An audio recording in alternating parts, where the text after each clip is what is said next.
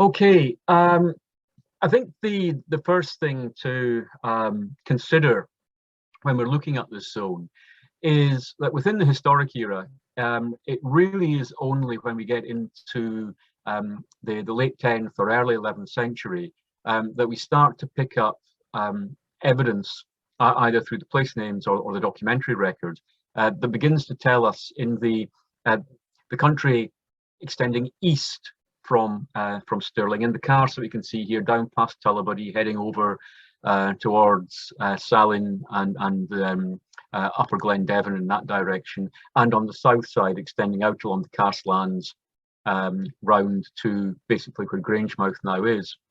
That it's in this period that we start to see the evidence for a re-advance of human settlement, permanent settlement into these areas, or an expansion of a small number of existing settlements in these areas. And they're beginning to exploit and clear parts of the, not quite the marshy karstland itself, but the band of good, dry, cultivable ground that runs along the old raised beach, particularly on the north side. And work by Simon Taylor, a lot of it done in conjunction with a local project around Dollar a few years ago, focused in on the Gart place names are very common in this area. Gart here meaning, as in garth or garden, a clearing or a cultivated area. And so, the area is just littered with these things. Gartmore and Gartenkier, Gartfinnen are just one or two examples that we have. And these record the efforts of peasant settlers to begin to open up this area for agriculture. And it's a phenomenon that we can see actually right through the Midland Valley, on up westwards, for example, right into the Trossachs and the country stretching through from there down the Enrick Valley and in towards the south end of Loch Lomond, places like Gartmorn, for example. So you've got that, Gartmore rather. So you've got that spread of names right through this central zone. And what they're doing is it's a process of asarting, which is breaking into largely wooded land, and it starts out perhaps as a slash and burn kind of approach, but they're after the light brown, easily tillable forest soils that are occurring under the broadleaf woodland in this area. Now, this is happening against the backdrop of climate change. From the middle of the 10th century, the annual temperatures had begun to rise, and we're just coming at that time to the start of what's labelled on this graph here as the MCA, the medieval climate anomaly. And you'll see, if I can get the cursor to work here, that there is a curve across the era from before 1100 through to around about the 1250s. And although there are various troughs within it, it is a generally high curve. And this is when annual temperatures are higher than the mean across the era we're looking at. They are still a degree or so lower than present day annual temperature averages. But what this era signifies is not basically 250 years of barbecue summers. It is generally warmer, generally milder, better, slightly drier conditions, interspersed with severe weather episodes, but generally better. And this is encouraging a whole series of things to happen, including that expansion of agriculture. It's good times, and in good times, people breed. The population is expanding, and it is needing to move into new areas for agriculture. So today, the period that we're looking at runs from, or I'm looking at rather, runs from roughly the middle of the medieval climate anomaly down into when it begins to break down catastrophically from the mid-1250s onwards. What we now know as the Samalas volcanic eruption down at Mount Rinjani in Lombok in Indonesia. That is the final tipping point after a climate that has begun to decline. You get this huge amount of particulates thrown up into the atmosphere by that volcano. It cools much more rapidly, and what had been a slow, steady fall off in temperatures goes off the edge. And this we can see in this episode of Great Disruption as we run into also what's known as the Wolf minimum. And this is a period of very, very limited low-level solar sunspot activity, and it coincides with cooler, wetter, stormier conditions. And in the middle of that, outlined in red here on the graph, we've got the Dantean anomaly, as it's now known, the period in the 1310s and early 1320s that coincides with the Great European Famine, when round about 10% of the European population perishes. It coincides as well with the Great European Cattle Plague, when in some areas up to 85% of the national herds are wiped out. So major trauma for this period. And then I'll be finishing around about the time of the area outlined in blue here, which is known as the Spura minimum. It's another period of low sunspot activity when temperatures plunged to the lowest level that they had been at since the 10th century. Begins 1440s, 1450s, lasts through to the middle of the 16th century, and it's characterized by intensely cold, severe winters, cold, unproductive summers. And it's no accident that this era sees some of the greatest level of political disturbance in the kingdom. It's not as bad as it gets. It actually gets progressively worse. You'll probably all know of the 7 ill years at the end of the 17th century in the 1690s. You can see that plunge on the graph there. And then the coldest temperatures of them all in the first half of the 19th century, culminating in the Great Severe Winters in 1846 to 48. And then after that, you've got that dramatic climb back out into the rapid warming era of the industrial age with which we are still living. Anyway, so what we can see where people are beginning to capitalize on the advantages of the medieval climate anomaly is the acceleration of things that we had already seen and hinted at by the spread of Garth names.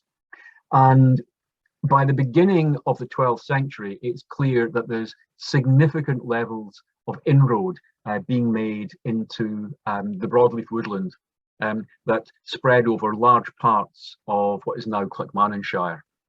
And we begin to see the Crown starting to make a high number of grants of access into that woodland. Grants to various monastic institutions, mainly to give them building timber, but also to give them grants of brushwood. But the grants of building timber are for major structural timbers. We're looking at oak wood primarily here in this time. So the view here, obviously from Castle Campbell, looking out over what would have been still is a forested landscape, with most of that 18th and 19th century replanting. So when we begin to get a substantial body of record surviving, which is really in the reign of King David I, it doesn't mean he's the first one to do this. It's just that the volume of material begins to increase exponentially through his reign. As I was saying, we start to see him giving significant numbers of awards or the rights to cut timber within the royal forest. And so we've got St Andrew's Cathedral Priory, for example, and the monks of the Isle of May and the Abbey of Holyrood. Now, these aren't nearby. None of them, at the point these grants are being made, either possess estates relatively close to the area where the timber is being taken. So this is timber that would have to be transported over a long distance. And at least you've got the ability of transportation on the River Forth and round through the Firth, either across to Leith or round to St Andrews or out to the Isle of May, for example. And he, of course, is conscious that he's giving these licenses to them to take as much as they want, but he's also got various local officials whom he has instructed in other ways to preserve his rights in the woodland, to preserve the woodland as largely intact as possible, mostly as a hunting preserve. And so there's an attempt to try and make sure that the vert, the green cover in the woodland that is used as a shelter and cover by primarily the deer isn't being eroded too rapidly. And so at the same time as he's giving the grants to these monastic institutions, we also find him contacting or issuing mandates to his local officers, men like Gilliser, who appears to be the forester, and he is instructed to not to interfere. So you see an attempt to try and balance the king on the one hand wanting to keep his forest rights, but on the other wanting to give people access to the same woodland, if at all possible. Now, the greatest demand that we're seeing in this area over the long durée is actually for fuel wood. It's not for the big structural timbers, and there's a very strong sense that the big mature oaks, which would have been the most desirable ones for roof members and floor joists and things of that kind, they had already gone in the second half of the 12th century. And instead, most of what we see are grants of boscus, of brush, and this is primarily willow, hazel, alder, birch, the things that might be more scrub species, or managed coppiced wood that would be producing large quantities of withies that would be used for making wattling for walling or fencing and basketry and things of that kind. But like these 19th century photographs here, there's a lot of wood gleaning going on in the wake of the large-scale felling that was taking place. Now, the fuel wood is not primarily intended for domestic use, although there are grants of fuel wood for the domestic needs of the big monastic institutions as well. It is primarily fuel wood to fire salt pans.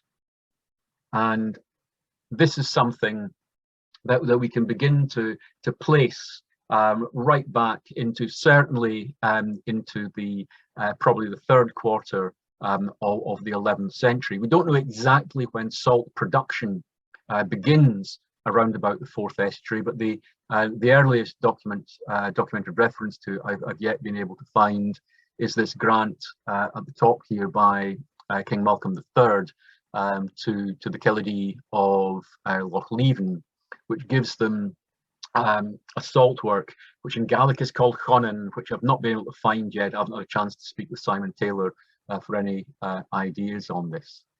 But what we can say is, this gives us the evidence that there is salt production on the north shores of the 4th estuary and its tidal reach by the second half of the 11th century.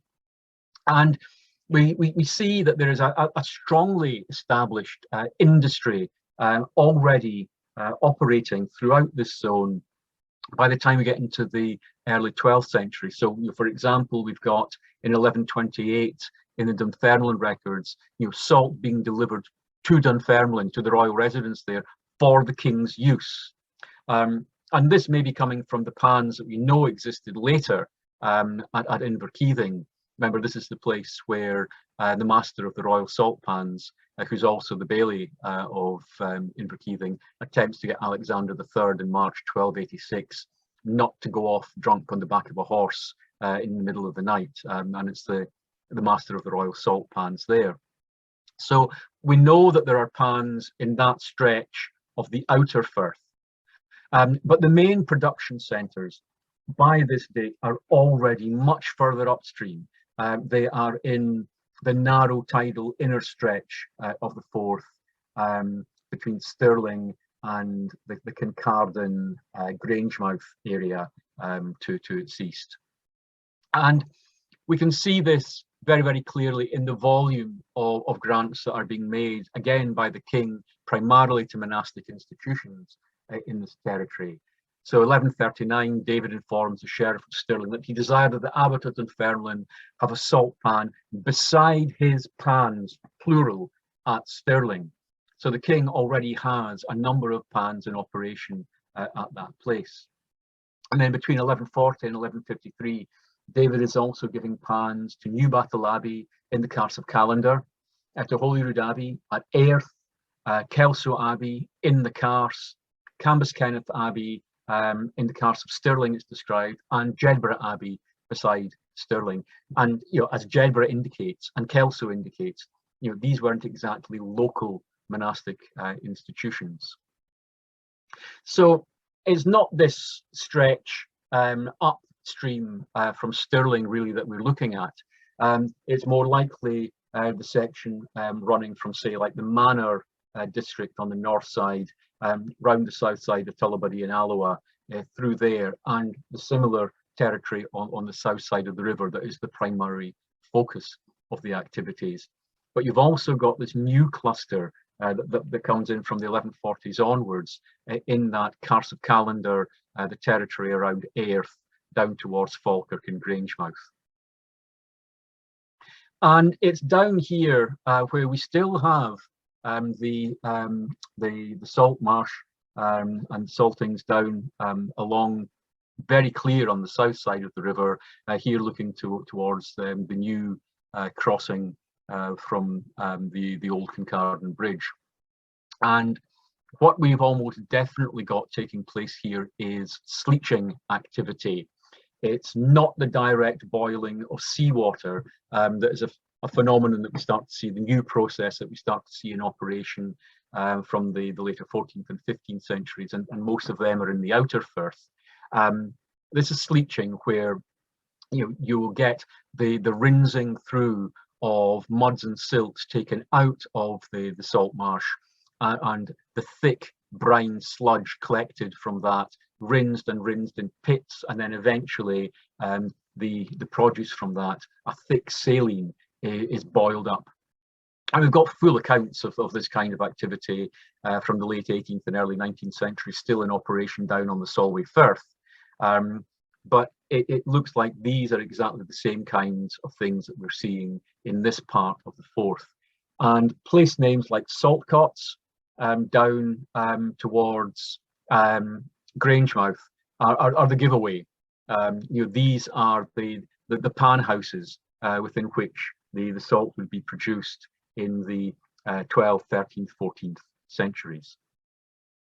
And this is a map just to emphasize the fact that it is this inner Firth of Forth area, the tidal reach there west of Kincardine, that is the primary focus in the 12th and into the early 13th centuries.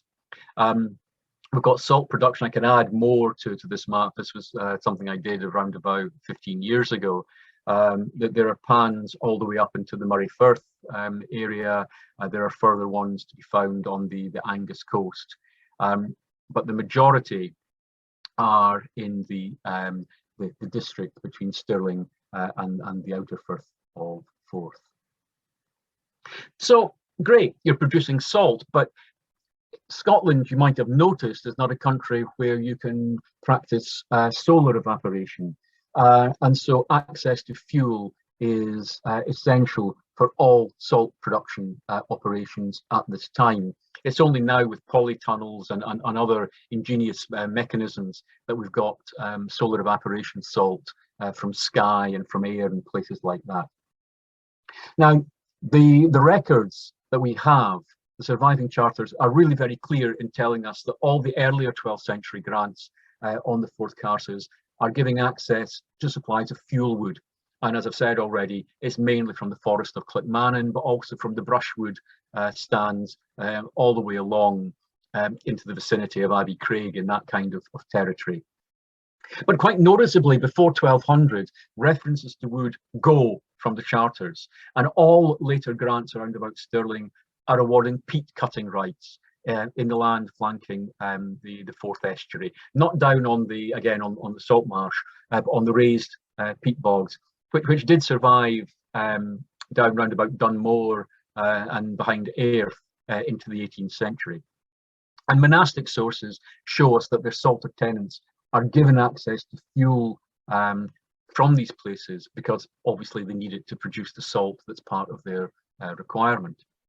So just to illustrate, we've got, Malcolm IV, king from 1153 to 65. He expands in a confirmation his grandfather's grant of a salt pan in the Castle Calendar to the monks of Dunfermline. And he very carefully stipulates that the fuel from the salt pan is to come from the woods of Calendar. And these kinds of rights, expansion and definition from wood into peat, begins to really take off during Malcolm's reign. So when we start to see the expansion taking place in the what's referred to as the blank land of the Castle Calendar on the south side of the river, we start to see the change taking place there as well, with the references to wood from the woods of Calendar going, and instead it is peat from the what available resources there are in this area. Now, this has been a major zone here, looking out over the Castle Calendar at Orchard Head, a major zone of salt production from the middle of the 12th century through into the 14th century. But we're already beginning to get signs by the middle decades of the 13th century that the viability of this as a salt producing area and as an arable area is in decline. And this is almost directly correlated with the decline of the medieval climate anomaly and the descent into the Wolf minimum. And we first have the recorded inundation of this area taking place in 1267, where you've got a combination of flood spates coming down the Forth and the Tay and the Dee and all the East Coast rivers, coinciding with a series of very high tides and storm surges, leading to an overtopping of the embankments and the flooding of this land. And we get the abbeys trying to maintain some interest here, dropping rents and things all the way through the Middle Ages. And ultimately, by 1533, we've got Holyrood abandoning its interests when it grants away little salt cots. And the reason it does this, it says in the charter, is since a great part of the lands are submerged daily by inundation of the sea and the rivers known as Carron and Forth. Now, there are obviously benefits for Scotland in the fact that it uses fuel to fire and dry the salt, whereas during the crisis of the 14th century, yes, the 100 Years' War, also the Black Death, but also the disrupted climatic conditions affecting the number of days of good strong sunlight and heat to dry out the salt down there, and that helps to keep some of these already well in decline plans in the area around Stirling in operation until far later than they would have done otherwise. So in the middle of the 14th century, for example, we've got John Menteith leasing the pans that had been given by King William back in the 12th century to the monks of Arbroath Abbey. Now, the salt obtained through solar evaporation is favoured for its small crystals, for its big crystals rather, over the small crystals that were produced by boiling. But the smaller crystals were actually much more in demand for the making of brine and things of that kind, which would, when you get a change in the preservation process, mainly for fish, when it's being barreled in liquid rather than barreled in dry salt. That is one of the things that keeps the Scottish salt heavily in demand. But it is The crises as well that we know are happening in the 14th century in Scotland, even despite the optimism of John Menteith, is driving people away from the last days of sleeching in the inner Firth of Forth, because with the Sporer minimum, particularly through that 1280 to 1350 period, wetter conditions, drying peat in the volumes necessary for salt production becomes very, very difficult. Even worse during the Sporer minimum in the 15th and 16th centuries. And those two factors together, two events together, are probably what leads to the final abandonment of most of the peat-fired pans in the carses around Stirling, and the development, rapid development of the coal-fired direct seawater boiling pans in the outer Firth, which were closer to the coal mines that produced the small coals as byproduct that they used in their fuel. We've got various families capitalizing on the access to the new, particularly families like the MacLeods at Dunvegan and the Campbells at Argyll, and Inveraray rather, who are getting into deals with East Coast merchants who are running from the pans and the karst to the new pans in the Forth estuary proper, and we see a great boom taking place in the West Coast fish trade, from which the Crown is creaming off substantial revenues. But as I say, it's the inner Forth that is no longer benefiting from this new trade. It's places like the pans at Cockenzie, along at Weems on the north side, and later through the 17th, 18th, 19th centuries at places like St. Monans as well. But what we need to bear in mind is, these were not simple cottage industries. These were commercial operations on a grand scale, and the annual income for the Weems of Weems from just one of his pans equated to a fifth of the Crown's entire take from the West Coast fisheries in the same period. So, on that note, I will finish